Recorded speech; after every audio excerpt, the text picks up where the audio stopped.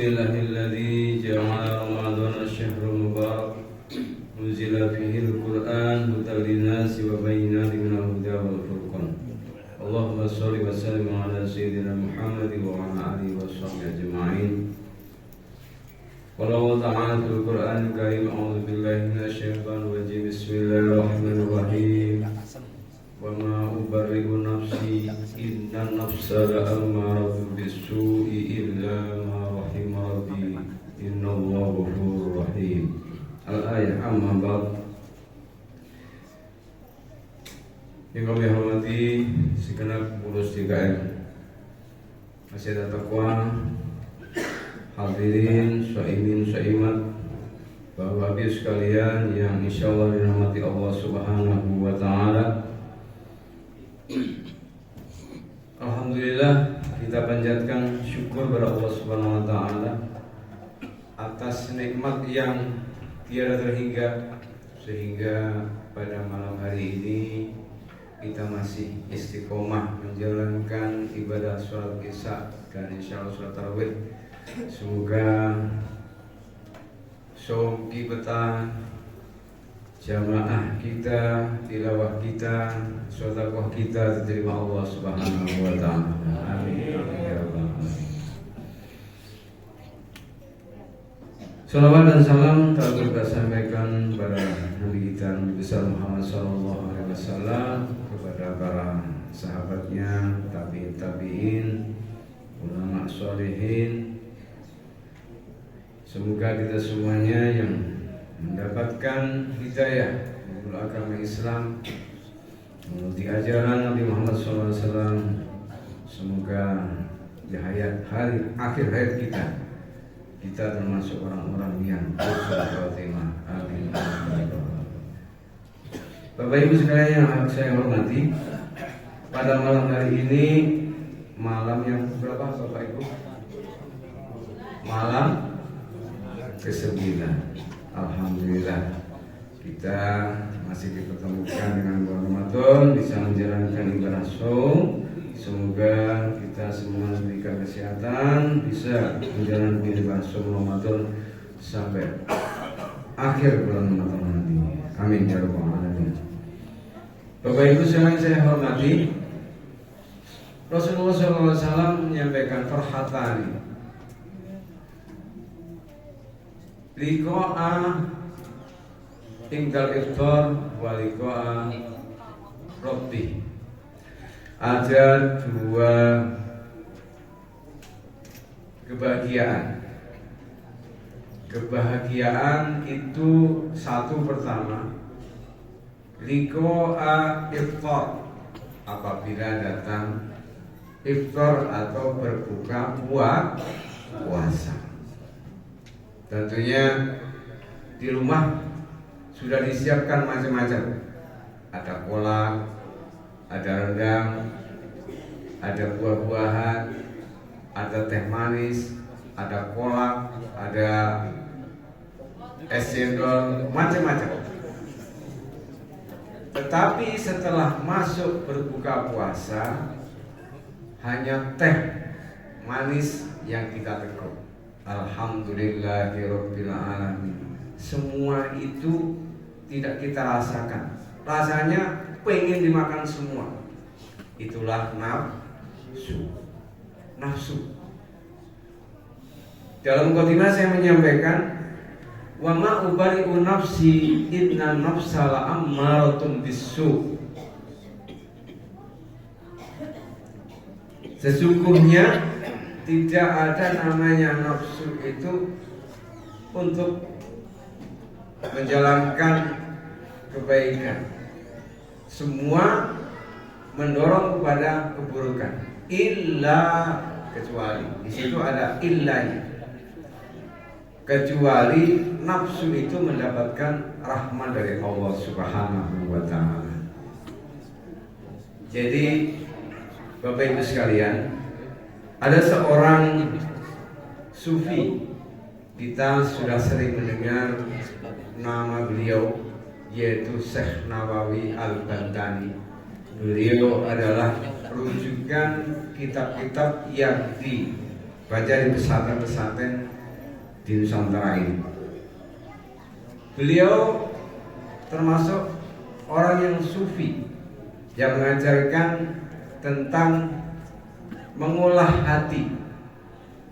Dari Rasul itu kata Imam Nawawi, Syekh Nawawi Al-Bantani terbagi menjadi 7.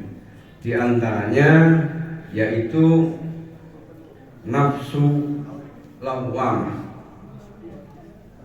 Nafsu lawamah itu adalah nafsu yang dimana bertengger di dalam qalb, dalam hati kita ini. Di antaranya ada beberapa cabang yang di situ menjadikan nafsu lawamah tadi. 1, suka mencela. 2, bersenang-senang. Yang ketiga, al-makru, menipu. Yang keempat, ujub. Ujub itu adalah membanggakan dirinya. Hadza huwa ana. Inilah aku. Aku anak orang kaya. Aku anak pejabat. Aku anak orang yang berpangkat. Aku hadza huwa ana. Itu namanya ujub. Sedikit menyerempet atau di situ bisa menimbulkan kesombongan. Yang nomor 5 yaitu ghibah. Ghibah itu dalam bahasa kita sehari-hari ngatain orang. Orang yang nggak ada kita omongin. Itu namanya ghibah. Kemudian riya, pamer, memperlihatkan amal di depan orang, memperlihatkan yang dimana agar orang itu memujinya. Itu namanya riya. Yang nomor selanjutnya itu az-zulmu, zalim, menempatkan sesuatu bukan pada tempatnya. Contohnya gampang. Umpamanya kita sedang duduk di rumah, ada meja di depan kita yang suka kita naruh buku, naruh makanan, naruh minuman, tapi kaki kita itu kita selonjorkan di meja. Itu salah satu zalim, menempatkan sesuatu bukan pada tempatnya. Itu contoh di sini. Selanjutnya yaitu al-kid, dusta, kadhibun. Fa innal kadhiba yahdi ilan nar. Sesungguhnya orang yang suka bohong, dusta dalam perkataannya itu, dia akan masuk dalam neraka. Yang selanjutnya itu al-ghaflah, yaitu lupa. Selanjutnya Imam Nawawi menyampaikan yang nomor 2, nafsu itu nafsu amarah. Nafsu amarah itu ada di sadru, di dalam dada kita. Adapun cabang-cabang daripada nafsu amarah itu diantaranya adalah al-bukhl. Bukhl itu adalah kikir atau bakhil. Bakhil di sini dalam arti tidak mau mengeluarkan, membantu orang lain. Dia genggam apa yang mereka usahakan. Saya mendapatkan harta kekayaan yang banyak ini karena usaha saya, bukan karena siapa-siapa. Maka inilah prinsip saya.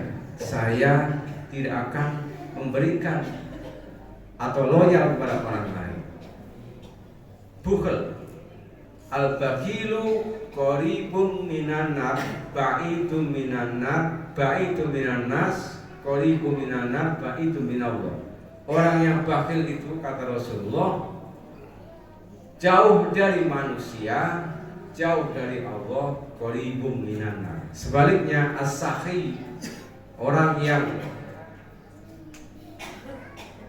dermawan, yang suka membantu, mengeluarkan hartanya untuk sesama. As-sakhiyu qaribun minan nas, qaribun minallah, qaribun minal jannah, ba'idun minan nar. Orang yang dermawan, suka memberi, suka menolong, harta ini adalah titipan Allah Subhanahu wa Ta'ala. Inilah yang akan menjadi kendaraan saya besok di akhirat. Untuk apa?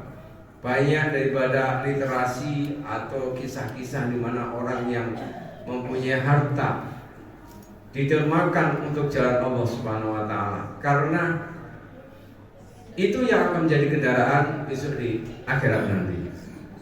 Orang yang sakhiyun, yang dermawan tadi, qoribu minan nas, akan disenangi orang banyak karena orangnya dermawan, suka memberi, tidak pandang bulu, entah itu teman, orang miskin atau atasan, semua dikasih. Qoribu minallah, dekat dengan Allah Subhanahu wa Ta'ala. Karena apa? Karena merasa syukur apa yang Allah berikan ini adalah karena karunia Allah Subhanahu wa Ta'ala. Tanpa adanya pemberian Allah, saya tidak akan mempunyai kekayaan yang saat ini saya miliki. Qaribun minallah, qaribun minal jannah, dekat dengan surga, ba'idu minan nar, jauh dari neraka. Selanjutnya kata Imam Nawawi, cabang daripada amarah itu al-hasad, hasud, iri, dengki. Kemarin sudah disampaikan, iyyakum wal hasada, fa innal hasada ya'kulul hasanati kama ta'kulun narul hatab. Sesungguhnya hasad, iri, dengki terhadap sesama itu adalah diibaratkan memakan semua kebaikan kita. Sholat kita, ibadah kita, tilawah kita yang kita kerjakan akan hangus, hilang sia-sia. Kama ta'kulun narul hatab, seperti api membakar kayu. Jadi kayu adalah utuh, kemudian terbakar menjadi api, hilanglah semua amalan kita. Mari kita jauhi sifat yang iri, dengki atau hasad ini. Selanjutnya itu al-jahl, yang nomor selanjutnya itu kibir, yaitu sombong. Wala tamshi fil ardi marha, kata Allah, janganlah engkau berjalan di muka bumi ini dengan angkuh, dengan sombong. Innallaha la yuhibbul mutakabbirin, sesungguhnya Allah tidak menyukai orang-orang yang sombong. Yang selanjutnya itu syahwat, keinginan duniawi. Dalam Al-Quran Allah menyampaikan, zuyyina lin-nasi hubbus syahawati minan nisa wal banina wal qanatiril muqantarati minadz zahabi wal fiddah wal khairil musawwamati wal an'ami wal has, dzalika mata'ul hayatid dunya wallahu indahu husnus shawab. Keinginan, hawa nafsu itu ada pada diri manusia. Senang kepada anak-anak, senangnya berlebihan. Anak adalah karunia Allah Subhanahu wa Ta'ala. Minta ini dituruti, minta itu dituruti, akhirnya tidak terkendali. Gedenya karena suka minta semaunya, akhirnya menjadi temperamen, marah-marah. Temannya juga, sesama sahabatnya marah-marah karena kemauannya harus dituruti. Kemudian zuina linasi hubbus syahawati minan nisa'i wal banina wal qanatiril muqantarati, kendaraan itu bisa sekarang itu ada kendaraan yang kita sukai, sepeda motor, mobil, atau kendaraan yang lain, yang dimana itu akan menjadikan kesenangan, menimbulkan cinta pada duniawi, melupakan kepada Allah Subhanahu wa Ta'ala. Wal an'ami wal hars, harta benda, binatang ternak, yang itu menjadikan kesenangan kepada diri manusia. Tetapi kalau semua itu bisa kita bingkai, kita bisa kendalikan, insya Allah akan menjadikan wasilah kita menuju Allah Subhanahu wa taala. Selanjutnya, Bapak Ibu sekalian, yang nomor selanjutnya setelah amarah lawamah ada mutmainnah, ada mardiyah, ada kamilah, ada radiyah di situ. Jadi kalau saya sampaikan di sini tidak cukup waktunya, semoga sifat-sifat yang ada di antara amarah lawamah di antaranya itu mari kita jauhi. Mari kita mendekatkan diri kepada Allah dengan sifat mutmainnah. Nafsu mutmainnah ini nafsu yang dimana mengajak kita menjadi orang yang tenang, sabar. Ala bizikrillah tatma'innul qulub. Ingatlah pada Allah. Ingat itu bisa melakukan ibadah sholat, bisa berzikir, bisa membaca Al-Quran, bisa kita dialog atau sharing dengan para ahli ilmu, akan menjadi tenang pada hati kita. Untuk itu di bulan Ramadan ini bulan tarbiyah, yang dimana bulan pendidikan untuk mengekang nafsu kita, nafsu yang dimana mengajak pada kita kemalasan. Mari kita ajak jiwa kita, jasad kita untuk beribadah pada Allah Subhanahu wa taala mumpung di bulan Ramadan ini. Semoga kita semuanya termasuk orang-orang yang beruntung yang mendapatkan petunjuk hidayah Allah Subhanahu wa taala bila melaksanakan shaum Ramadan dengan khusyuk dan ikhlas. Insyaallah puasa kita semua yang akan kita lakukan diterima Allah Subhanahu wa taala. Demikian kurang lebihnya mohon maaf. Akhir qouli wal aqul minkum. Wassalamualaikum warahmatullahi wabarakatuh. Waalaikumsalam.